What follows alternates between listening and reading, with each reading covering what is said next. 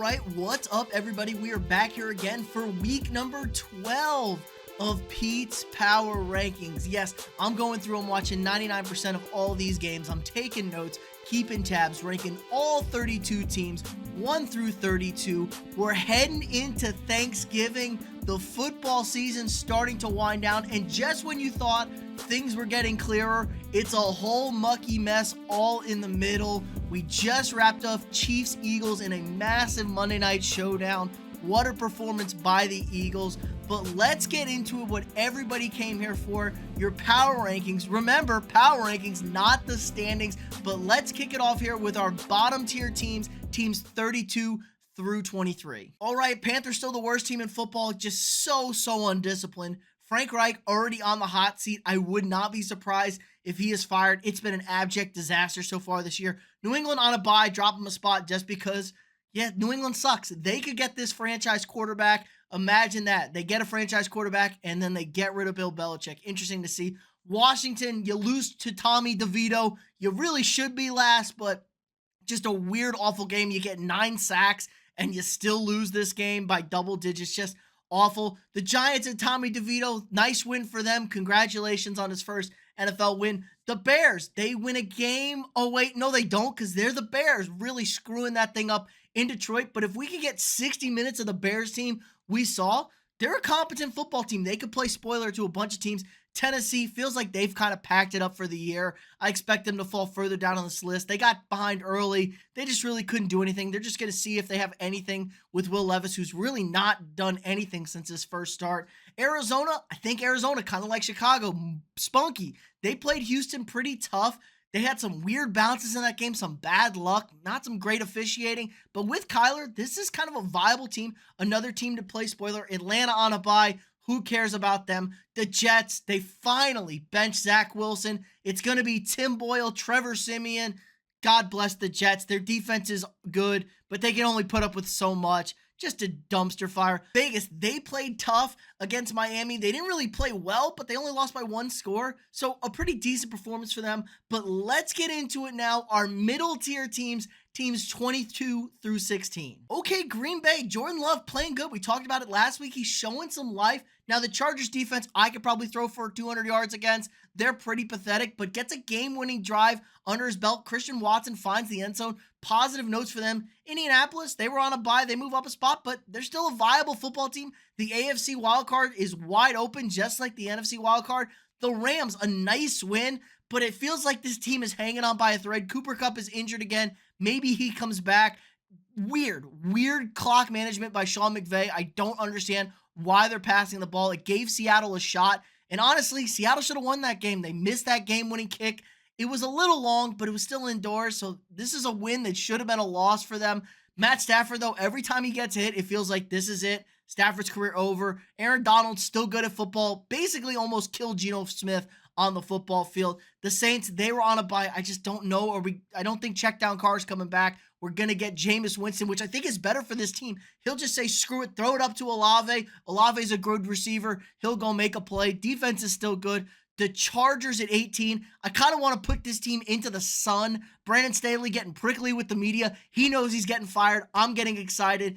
You cannot talk about Justin Herbert. I know they didn't win the game. His teammates he's trying to drag this team to wins. Quentin Johnson drops at least a game-tying field goal catch, putting them in range. Maybe a touchdown. Just pathetic from them. This defense has been awful since Staley's got there, and he's a defensive specialist. He needs to go. Justin Herbert is really special. Tampa Bay, they lost, but they played hard against San Francisco. It's just a better team on the road. They were spunky. They fight hard. It's just like Baker finds Mike Evans. Mike Evans, Mr. Reliable. The defense isn't great in the passing game. They're pretty good against the run, not so good against the pass. So Tampa's kind of like whatever. Somebody's got to win the NFC South. I don't trust any of those teams. And look at the Denver Broncos here at 16. Winners of 4 in a row, but I just don't know if they can sustain it. Now, the defense is playing so much better than they did to start the season. It's actually incredible. They started playing the young guys. They got rid of some old heads, and they totally changed it. But I don't know if it's sustainable. They have 12 turnovers in the last 3 weeks. I don't think you can keep that up. This offense is still not quite getting it done. Touchdown to Cortland Sutton's an automatic bet every week. But other than that, they're dominating the turnover battles. and they're not really winning by margin these last 2 weeks. It's just, what's Denver going to do? But there is a path for them. Everybody that's in front of them, everybody who's kind of met in the AFC, they still play. Huge game against Cleveland at home this week. So we could see the Broncos in the postseason. All right, let's get to what everyone came here for, what everyone wants to know, your top 15 teams in the NFL.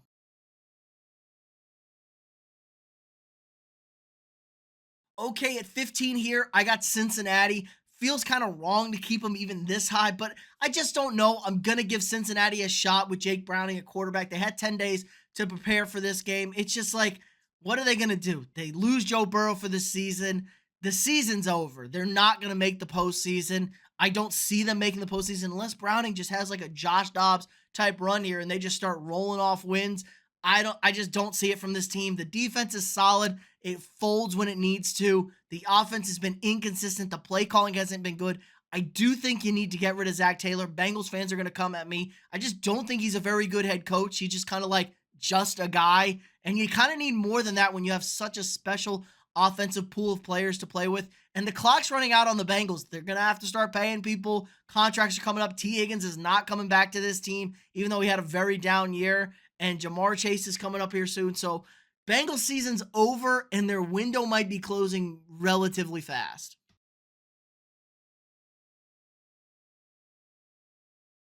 Okay, number 14, I got the Pittsburgh Steelers. Finally it happened. The Pittsburgh Steelers outgained again for the 10th time this season, but they finally lost a game in crunch time. Look, the Steelers have a formula. I can't believe it's been working. They're kind of like my Vikings of last year, just winning games. You can't believe they're winning. But this team is just bad in like every statistical category on offense. They don't do anything good. Kenny Pickett is not a him. He is not a guy. He showed some promise last year, but he is just awful, man. He has a touchdown pass in less than 2% of his throws. He's the only quarterback in the Super Bowl era with 500 attempts to have a passer touchdown rate that low. He's one of the most aggressive quarterbacks. It's just not successful. Their offenses basically were terrible for 3 quarters. Throw it up down the sidelines in the fourth quarter. Maybe we'll win. Now, I do love that they've finally gotten Warren into the mix in the backfield. I've been banging on the table since the preseason. He's clearly the number one back on this team. Najee Harris is washed. It really adds to it. He was the only one that made a play against this stout Cleveland defense, and it did look like the Steelers were finally going to win this game. The defense played okay. We have a great front four and kind of front seven, but you lost Quan Alexander last week, and the secondary's trash. The secondary is not good, but Steelers keep winning games. It's just like, what are they going to do? I think they play Cincinnati this week, so they're probably going to have another game where they're possibly outgained and they get a win. Credit to Mike Tomlin, though. He gets this guys prepared. The roster isn't awful. It's not great, but it's pretty well balanced. I do like Tomlin as a head coach, and he deserves the credit. His guys believe that they're going to win every week, and they win a lot of them. So if they can get 3 more of these games where they're outgained and they win, 9 wins, probably going to get you into the postseason in the AFC.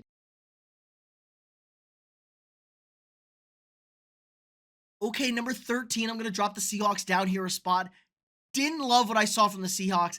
And Sean McVay maybe just has Pete Carroll's number. They were up most of this game. They allow Stafford and the Rams to go down the field, take the lead. Geno Smith gets injured with a bicep injury. He's questionable if he's going to play. It's a short turnaround on Thursday. Kenneth Walker out with most of the game with an oblique injury. It's going to be a couple weeks. They don't want to put him on the IR. But without K9, Charbonnet's okay, but I just don't think he's that guy ready to take that step. You have good weapons, but Geno hasn't been great this year, and Drew Lock is awful. If you don't have good quarterback play, they're just not going to get it done. The defense has been much improved. They can stop the run. They're stopping the pass, but they folded late in this game, and they've had a couple of games where they've looked very sus down the stretch. When teams have to go get points, they go get points against the Seahawks team.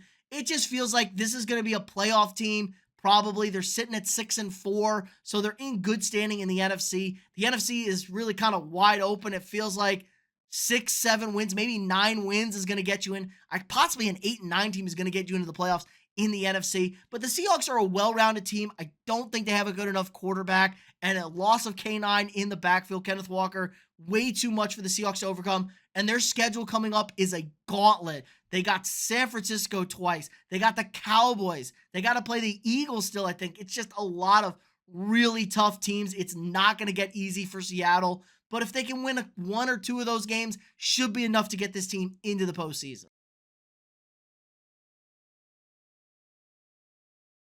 Okay, I'm moving this team up 4 spots because I'm not as angry at them, but I'm not going to really put much weight on the Buffalo Bills. They blew out the Jets. Cool. The Jets don't have an NFL quarterback. They don't even have a functioning guy at quarterback. I think they'd rather have Tommy DeVito at quarterback, PJ Walker, literally anybody. Maybe some guy off the street, Aaron Rodgers with no legs at quarterback, they'd rather have. So I'm not going to put too much weight into them, but I did like what I saw from the play calling. This team was way more conservative, which I want to see. They didn't risk things. They didn't push the ball, put themselves in bad situations to turn the ball over. They were content with kicking field goals. Now, maybe it's because they played the Jets and they knew field goals would win that game with them, but I want to see more of that. James Cook got involved. He had an okay day running the football, but was really effective out of the backfield, catching the ball from Allen. The offense just needs more balance. They got to be able to run the ball. They got to be able to pass the ball off of the run, play action, not have to rely on Josh Allen so much. Get the ball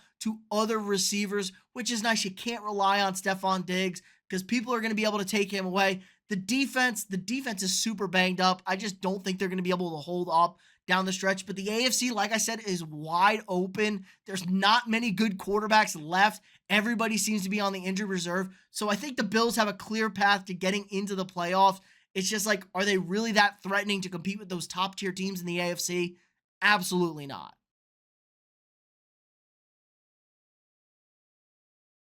Okay, number 11, I got the Vikings down here at 11. Look, eventually the injuries are going to have to catch up with this team. But the Vikings, they now have 3 games where they're -3 in the turnover battle, and they've lost them by 3.6 points and 1 point. You should be getting blown out. I think the average margin of victory when you lose the turnover battle by 3 is like 14. So this is a team that just makes way too many mistakes at critical times.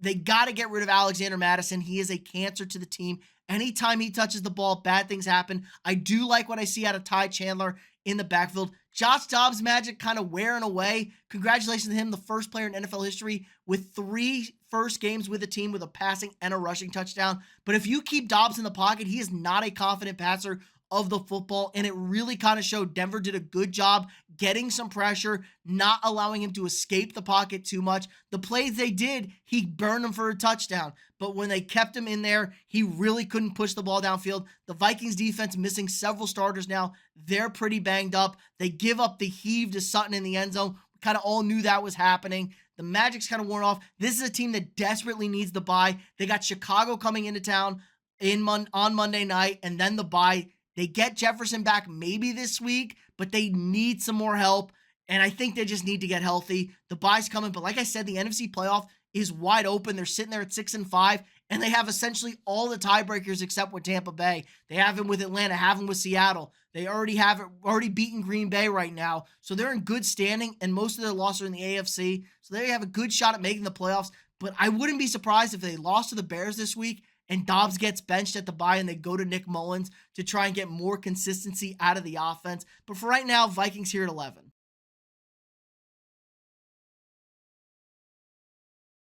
Okay, number 10, I got the Texans at 10. I'm a big believer in the Texans. Look, CJ Stroud maybe had his worst game as a pro, 3 turnovers, one big one in the end zone. And look, they won the game. That's what you got to do. You got to play bad and win games. There's some real juice behind it. And they got the Jaguars this week, who they've already beaten in Jacksonville. If they can get a win against the Jaguars, it's for real that they could threaten them for the AFC South title. D'Amico Ryans has done an incredible job. I'm a very anti-defensive head coach guy. I think they're all dinosaurs, but D'Amico Ryans seems to be young, fresh. He comes from a team that's got the young, hip offensive minds in San Francisco, and he's done a great job with this team. One of the best turnarounds you're going to see, and CJ Stroud is a home run. He's a dude, man. I think he's going to bounce back. Sometimes you just have bad games as a rookie. I'm a big believer in this team. The wide receiver core, Tank Dell, really good. Nico Collins, solid. Singletary, back-to-back 100-yard games for the first time in his career. What a revolution for him. Forget the Bills. They don't run the ball. You let me touch the ball, I'm going to make good plays. The defense isn't great, and we kind of expected that. They're just going to get better, though. They're a young team. They're learning. I'm a big believer in the Texans. If they, like I said, they beat the Jags this week, I think they win the AFC South. There's a lot in front of them. CJ Stroud's probably a top 15 quarterback right now, could play himself into the top 10, maybe with the guys who are left. We may only have 10 starting quarterbacks left. But yeah, I'm a huge fan of the Texans. I think they do a lot of things well. They got to cut down on the turnovers, which, like I said, Stroud's probably going to do that. I think he's getting more comfortable in the offense, so he's taking more risk.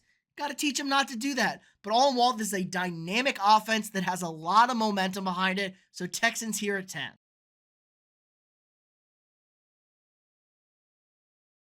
Jacksonville here at number 9. First of all, I hate Trevor Lawrence. Sat him 2 points in fantasy 2 weeks ago or last week, and then he has the 36-point game this week. So we're going to go past this. But look, they housed a really terrible Tennessee team, but they needed this. They had just won 5 in a row. They got the piss kicked out of them by the 49ers. So maybe we are overlooking these things, but there aren't some great things on Trevor Lawrence like I talked about, but he looked really, really sharp this week. He was distributing the football. He was reading the defenses. Maybe the rumors got to him, and he's starting to buckle down and lock in. Finally, though, him and Calvin Ridley connecting, 2 touchdowns, over 100 yards receiving for him. If they can get that connection going, this really, really helps the offense. They run the ball well with ETN. They can create problems for people. That's when they've been most efficient this season. And the defense, it's like every week, are they good? Are they not good? I don't know. They played good this week. They look fierce against a bad offensive team. So I think the Jaguars are like one of those teams that it's just like you never know what you're going to get week to week. And if they do stay hot, they do keep winning games. Maybe they win a playoff game. Maybe they go and win too. Who knows with this team? I do think the offensive line is a major concern. They're not very good, even though they've been banged up, suspensions, this and that. They're just not a very good unit. And Trevor Lawrence, under duress, isn't the best. He does create some plays with his legs, but he's way more comfortable just sitting in that pocket, having to pick people apart. So Jags here at 9, huge game, must-win game at the Texans this week. They got to beat the Texans or they're in real trouble of letting this division title slip. But, you win the AFC South, you're going to get maybe the Browns in the first round of the playoffs, which elite defense, but offensive issues maybe could be looming that way for them. But the Jags here at number 9.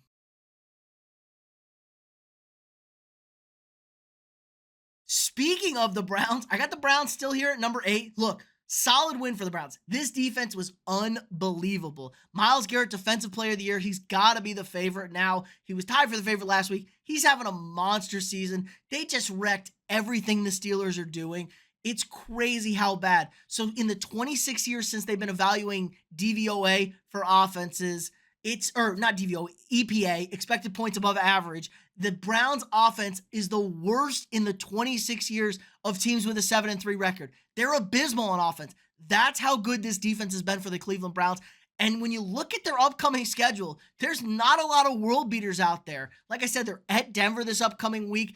And DTR, he got it done when he needed to. He moved the ball downfield, got them in position to kick a game-winning field goal. And Hopkins is clutch, man. They've won a few games now this year on a game-winning field goal. They kind of have the perfect recipe. They didn't really do anything all game. They didn't run the ball great. They couldn't throw, but they did just enough. If we could get any sort of that from the offense, this defense is good enough to drag this team into the playoffs. They're an elite unit that don't play a lot of elite quarterbacks and elite offenses. So defense could win them 3 more games. And if you get to 10 wins, you're a lock to get in the playoffs. I think 9 is good enough to get you in. So I'm a fan of the Browns just defensively. It's just we know what this offense is. And it's a huge home run. You lose Watson for most of the season. You lose Chubb for essentially all of the season. With goofball Kevin Stefanski as a head coach, if you make the playoffs and possibly get the Jags or the Texans in the first round, that's a winnable game for you. So imagine that Browns getting into the playoffs and winning a game. I mean, they haven't been this good in like forever, Cleveland, sitting at 7-3. And it's really impressive what this defensive unit has done. And I'm all aboard with them. I think Myles Garrett's going to win your Defensive Player of the Year. If the Browns somehow win this division, give Myles Garrett the MVP.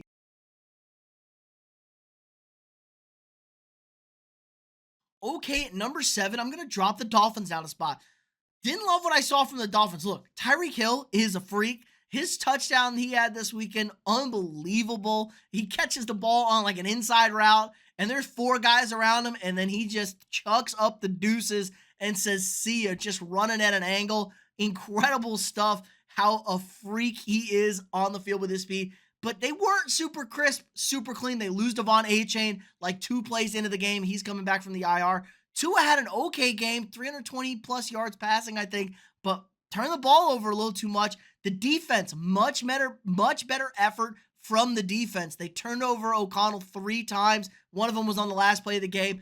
But the offense couldn't put this Raiders team away. Raiders really aren't that good, guys. They really needed to show more, but the Raiders played physical, the Raiders played hard, and things just weren't super crisp for the Dolphins. It felt like they were getting dominated in that first quarter. They were winning, but I just didn't love what I see popping off the screen with this Dolphins team. We kind of know their MO, man. Physical teams push them around, throw things off. The defense is playing better, definitely, but they're not a great unit. I just don't know what to feel about the Dolphins. They're kind of like the Cowboys. They're going to beat bad teams by comfortable margins and then struggle with the good physical teams. But I think they're just not showing me enough, especially at home against a team you turn over twice within the game. I'm just not loving what I'm seeing from the Dolphins, but they're probably going to win this division. They do still have to play Buffalo at home. I think it's week 18, but okay, a Dolphins home playoff game, that helps a lot because they need to not play in cold, bad weather.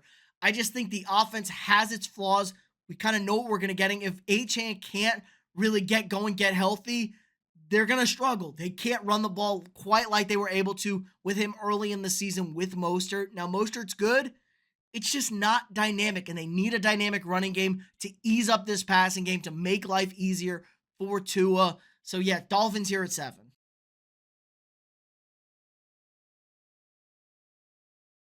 Okay, I got the Cowboys here at number 6. I got a lot of shit for Cowboys fans having them at so low, but look, we know what the Cowboys are. They beat up on bad teams. They feast on bad teams. Now, it was a little closer than Cowboy fans would have liked early in this game. You know, Carolina was just kind of hanging around. Super undisciplined team. They get back-to-back personal fouls to put the Cowboys into field goal range at the end of that half, and they really didn't look back. They're up 10. They get a touchdown. And obviously, the Cowboys defense goes and gets a pick 6 to put that thing away. Deron Bland, 4 pick 6s this year. Absolutely incredible for him. He's 1 away from breaking the all-time record in a single season. But yeah, this is what the Cowboys do. They beat up on bad teams. They work some things out. I'm a little worried at the lack of efficiency running the football. Tony Pollard finally got in the end zone. Finally, the conspiracy theory. Jerry's keeping him out of the end zone on purpose. Finally get him in the end zone. But the Cowboys are leading the league in pass rate over expected. So they look at whether you should pass the ball, whether you should run the ball. Cowboys are like 10% over on the expected pass rate. This team just throws the ball all the time. I want to see some more balance. You got to be able to run the ball against teams to soften up that coverage. You know, Dak and CD can carve up bad defenses and bad secondaries, but when you play good teams and there's good pass rush and they can play coverage on the back end, rush 4, it makes life hard. You got to start establishing this run game. Again, I don't love Mike McCarthy at all as a head coach. He's going to be the downfall of this team, but good performance from the Cowboys week in and week out. They're more consistent than these teams. Like I said, like the Dolphins, they're showing me more consistency. They're going to have to try and chase the Eagles. They're probably not going to catch them, so road playoff game, but it's against an NFC South team, again, that they'll beat by 3 touchdowns, and then they're going to get the Eagles, they're going to get the Lions, they're going to get the 49ers, and we'll see how it plays out. So Cowboys here at number 6.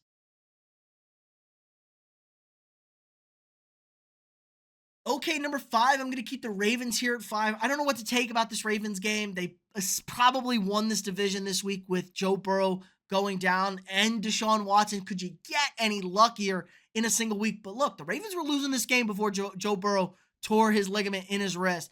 And Lamar, he got nicked up. They lose Mark Andrews for possibly the season, definitely the regular season, it looks like. And this really takes a dink on this offense. He's a huge part of it. It's not as dynamic. They trying to pass the ball downfield, which I love. Pass the ball downfield.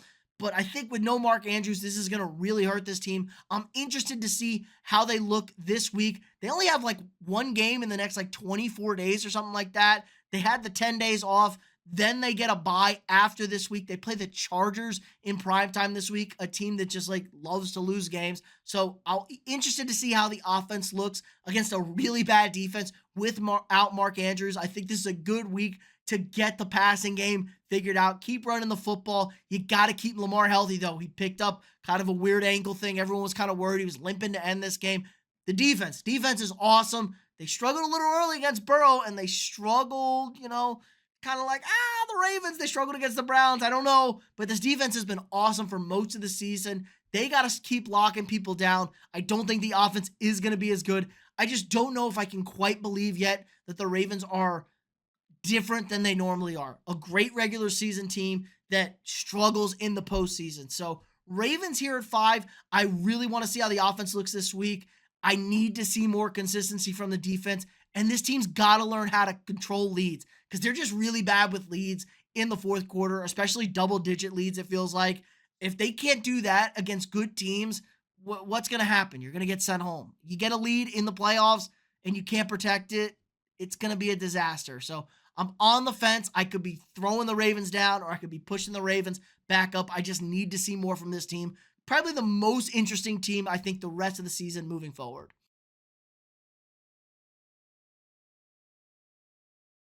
Okay, don't look now, but the Detroit Lions, a serious contender in the NFC. They're 8-2 for the first time since 1962. Just process that. They haven't had this good of a 10-game start since 1962. We weren't even playing for the Super Bowl back then. It's incredible to think about. They are on a roll. Now, do I get pissed at the Lions for how terrible they played? They were awful. For 3/4 of this game, they were awful. Maybe like 9/12. I don't know. They were terrible. Goff, 3 interceptions. He's looking like 2016 Goff or 2010 Goff, whatever it was. He was terrible. They couldn't move the ball. The Bears defense stopped the running game. The Lions defense getting carved up. But just like that, the Lions in 3 minutes, 17 points, back-to-back touchdowns, get the 2-point conversion. They tack the safety on top just for a little insurance there. Impressive run. When you have an offense that's this explosive, that can go get you 2 touchdowns in the last 10 minutes of a game when you need it to go win, that's big. Now, I know it's against a bad team. I know it was at home, but they're going to be playing a lot of home games. The schedule for the Lions is pretty soft the rest of the way. They're definitely going to be contending with the Eagles for that number 1 seed. And the last 2 weeks are perfect examples. The game against the Chargers in a shootout close game and this game against the Bears. The Lions always lost both of these games in the past, at least 1-1, probably 0-2. They're 2-0 this year. This team has a different feel. They've essentially won the division now with Minnesota losing to Denver. They have a 2.5 game lead. They still got to play Minnesota twice, but I just think it's a wrap, folks. This is a really, really good team all around. The defense needs to get better. That is going to be the concern. I don't think they're able to get to the quarterback. They didn't want to make the move for the Super Bowl this year. The problem is they're going to lose their offensive coordinator. He's going to be a head coach for somebody next season. And maybe the window was here with all the injuries. You couldn't have projected it. This may be the Lions' year where they could have went all in, find themselves in an NFC Championship game, and maybe get themselves into a Super Bowl. But they didn't go make that move for a pass rusher. They didn't, get a secondary piece. It's just like it's not going to be enough for the Lions. But I'm happy for them. I'm happy for their fans. They got the Packers coming into town on Thanksgiving. I expect that to be a rout. So a lot of demons need to be exercised. But the Lions definitely top tier team in the NFL.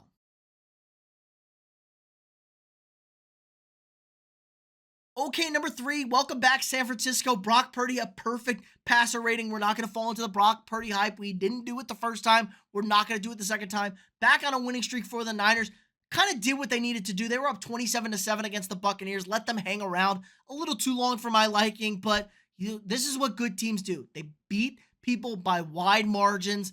Everybody's had a blip there. If you look back to the Super Bowl winners over the past few years, everybody has a cold stretch. Everybody has some times where they struggle with games. So this is not something unheard of for a Super Bowl winner. The Niners are back. The Niners are legit. They're healthy. The offense is so dynamic. You just don't know how to stop it. There's so many moving parts. There's so many weapons out there. It's really quite impressive. CMC, Debo, Brandon Ayuk, George Kittle just for fun.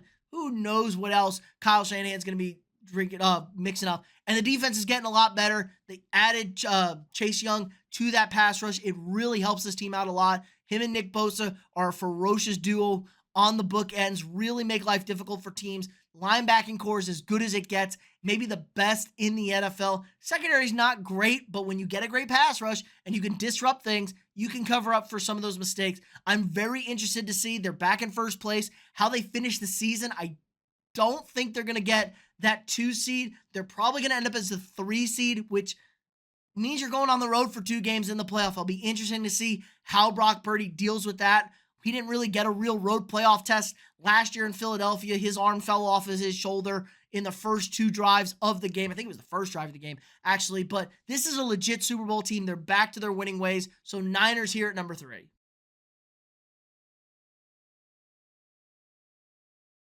Okay, number 2, your defending champs, the Kansas City Chiefs. Look, Chiefs lost a tough one here at home against the Eagles. It was a great football game. It was an ugly football game, but man, not great. This Chiefs defense was dominating this Eagles offense in the first half, making life absolutely miserable for them. And the Chiefs offense, solid. They were up 17-7 going into the half. They get shut out in the second half. Their wide receivers are terrible. It's a bunch of bums running out there. I've talked about this earlier in the year. I really thought they needed to go trade for a wide receiver, and it reared its ugly head this week. They lead the league in drops. MVS just unexcusable to win that game, dropping that ball. Watson lets a ball hit his face on 4th and 25. Eagles did a good job at getting to Patrick Mahomes. Offensive line wasn't great. It hasn't been great. The big thing, if you want to take from this game, is the Eagles' defense is legit. I mean, the Chiefs' defense is legit. The Eagles couldn't do anything moving the football in the first half. Now, they gave up one really critical big play at the end of that game to get them the lead and get them the win. But all in all, I can't complain about this Chiefs defense. They rush the passer well. They have good guys at every level. This is a legit defense that we have not seen the likes of ever for a Patrick Mahomes team. It's really weird to think that the offense is going to be the reason why this team is going to lose. Travis Kelce looks like he wants to retire. He's talked about retiring. He's kind of looked like that. This team makes way too many mistakes. Critical red zone turnovers, it feels like every week now. They're just not sloppy. They're not clean cut. Now, could it be it's just the regular season? Yes, but they did it against the Eagles. They weren't going to do that against the pride of the NFC, the team that they beat in the Super Bowl. They're not going to do that if they're just kind of lackadaisical, coming off a bye.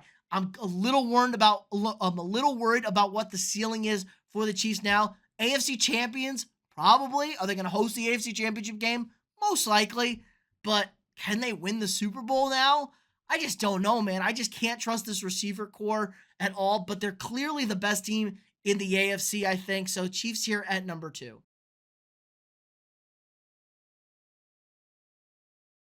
Okay, number 1, your Philadelphia Eagles, 9-1 on the season, back-to-back seasons with that. Only 2 other teams have done that. The 90s Broncos and the Colts from the mid-2000s. Both those teams walked away with Super Bowl rings. We know what the Eagles did last year.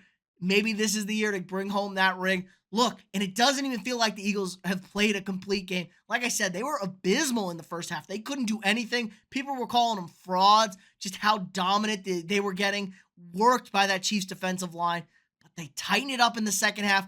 The defense locks down. They shut down the Chiefs offense, and Hurts and the boys just find a way to get it done. This team just wins football games. They don't look pretty. They don't look clean. And it's kind of like the city of Philadelphia, kind of like Nick Sirianni. They're kind of taking on that personality. It's ugly. It's gritty, but they get the job done.